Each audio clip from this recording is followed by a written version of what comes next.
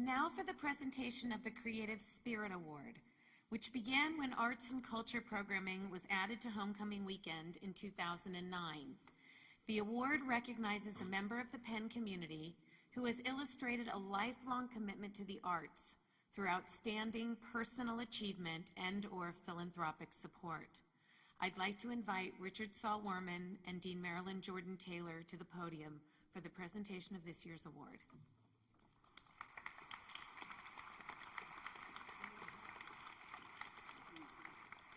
Good evening, everyone. I never actually expected to stand on this stage for the purpose of introducing and celebrating the extraordinary creative spirit of a most unusual man, Ricky. From a young age, he was way ahead of his time. He came to Penn to study architecture. He took every class he could find. He never took a note, but always excelled. He studied with Lou Kahn.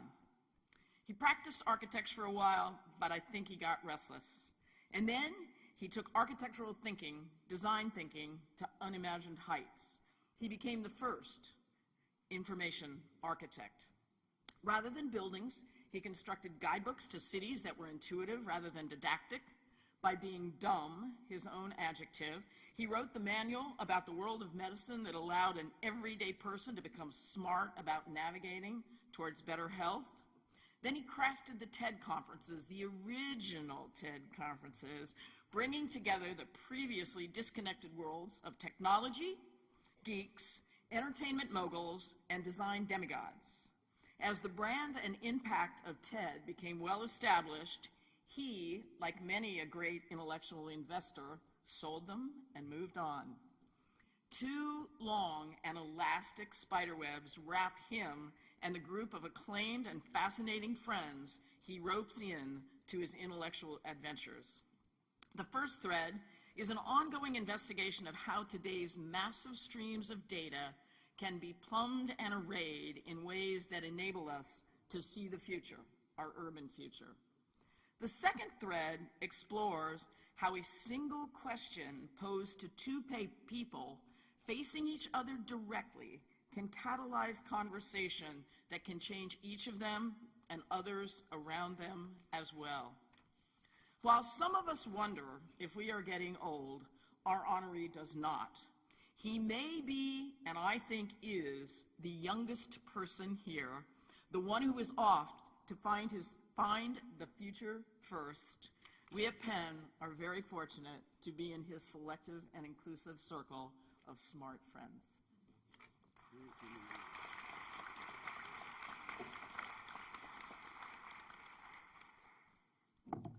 Amy, wherever you are, my wife, wherever she is, my granddaughter, wherever she is.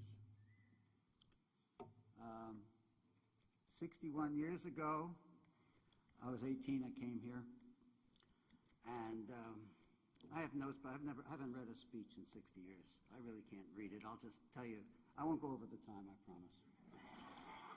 I just can't read a speech. The catalog is amazing. The stuff in the catalog is amazing. And I made a deal with the dean when I came here that I could take as many courses as I wanted. And I went to school all the time. I've never worked as hard since I was in school, never had as much joy. It was an extraordinary experience. It changed my life, absolutely changed my life. And what changed my life was meeting Lou Kahn, who introduced me to Jonas Salk, to Luis Barragan, to Francis Crick, to Carlos Scarpa. Just meeting somebody who takes you on this journey of meeting other people. That was a magical moment, and I was blessed by that. It's not doing red yet. They have a little blinker up here they hide with the flowers.